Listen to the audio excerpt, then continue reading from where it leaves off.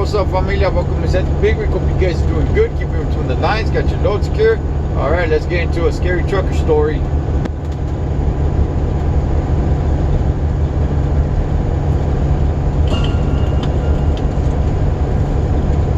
Truck driving can take you through some pretty spooky places, especially at night. My buddy Philip and I learned that lesson real quick during one late night haul through the remote backwoods of Oregon a few years back.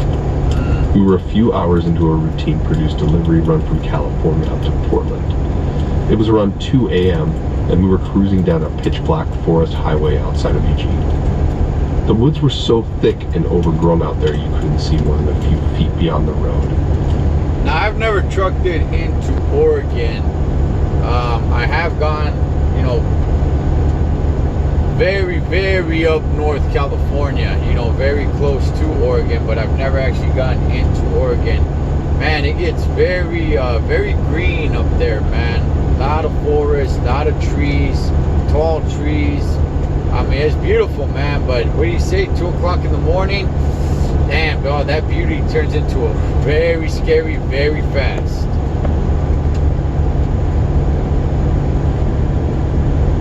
Heavy fog was rolling in, making the impenetrable darkness even more intense. An owl hooted ominously from somewhere unseen in a dense canopy of trees. The increasingly creepy vibe of the place was really starting to get under my skin. Philip and I had been chatting casually to help pass the boring nighttime miles. But as the fog got thicker, we drove on in uneasy silence, focused intently on the twisting rural road ahead. The radio static and rumble of the tires on cracked asphalt seemed unnaturally loud in the muffled air. It felt as if the forest was closing in, swallowing up any traces of light or sound. I shook my head, telling myself I was letting the late hours spook me. Just then we got a hard jolt, followed by the horrible dragging noise of rubber on pavement. We'd blown a tire.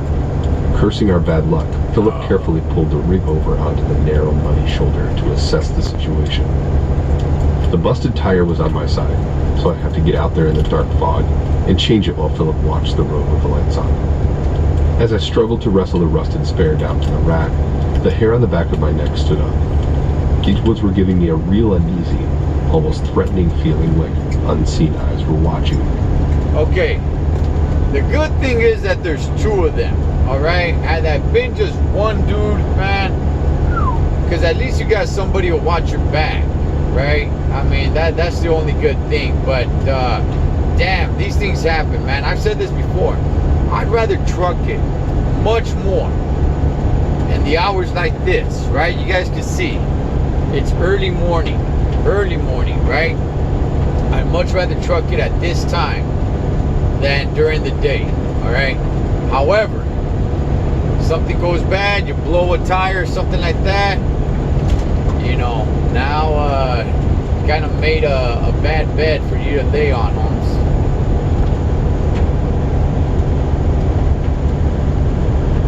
From the shadows. Philip must have felt it too. Hurry it up, man, he urged nervously, glancing around and shining his flashlight into the blackness.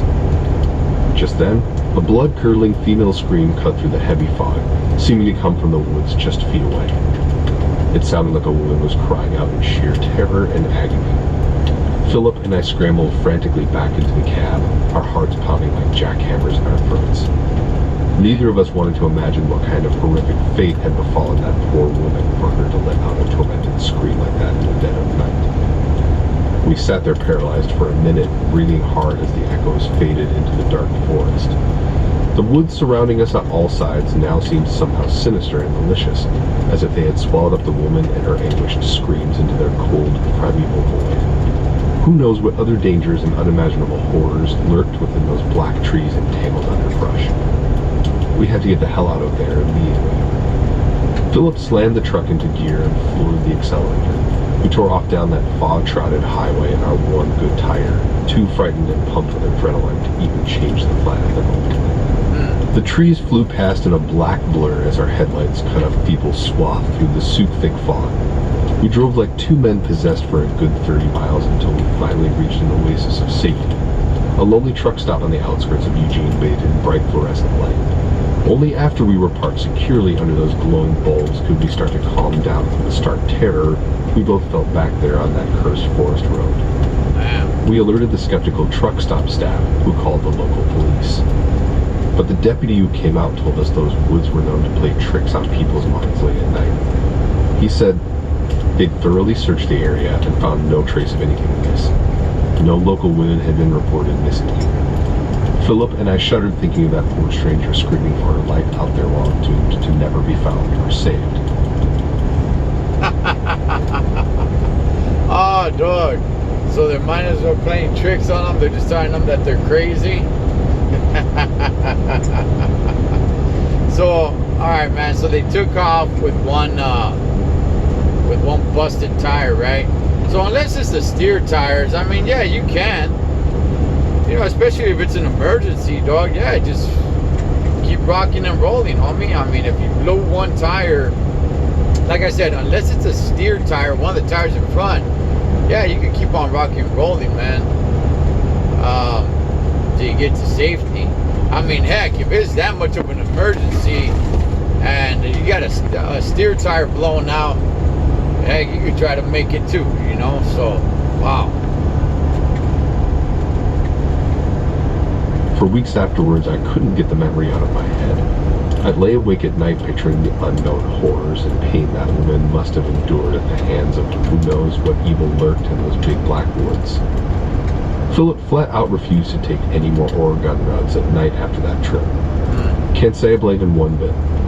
The void between those densely packed trees still gives me chills when I let my mind wander back to that foggy night. In all my years on the road since, I've come across some odd happenings on night drives through the backcountry, but none have rattled me worse than hearing that agonized scream rising from the foggy abyss. It was like a tortured voice from beyond the grave, sending a dire warning omen from dark worlds unknown, reminding us mortals that some place to hide ancient darkness we'd best not awaken or disturb. Nowadays, when dispatch tries sending me on an Oregon overnight haul through the forest, I think twice before accepting. Ain't enough money in the world worth driving my rig back down that same cursed stretch of moonlit highway. Some doors are better left unopened. That night in the woods, we stumbled upon a portal to something evil, and I ain't about to tempt fate twice. Damn. Okay. Well, like I said, man, in those very forest areas, it's tough, man. I'd rather it just be more like desert, I guess, because you can see a little bit more into the distance. Where in the forest, something could be very close, man, and you can't see it because of all the trees and all that stuff, right? So, I said this before. So he's saying he's changing the tire. Okay, so I have, okay, Doug, I mean, you do work on your truck, right? You do a lot of things to your own truck. I've never heard of a driver change his own tire. I'm sure you can. I mean, hell, dog, I mean, you could get air from your truck. So I'm sure it's happened. I'm just saying I've never heard of it. That's it, man. But doing a lot of other work to your truck, oh, heck yeah, dog. Especially with the old school trucks, definitely, Holmes. You know, but I've never heard of anybody changing their own tire. But I mean, I guess you can, right? I mean, the truck produces air, so. But yeah, there you guys go, man. They heard a girl screaming out in the forest.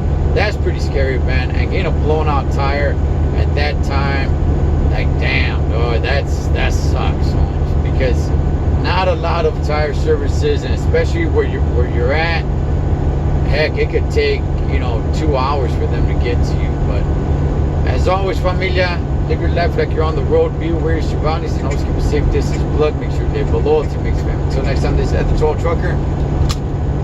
For now.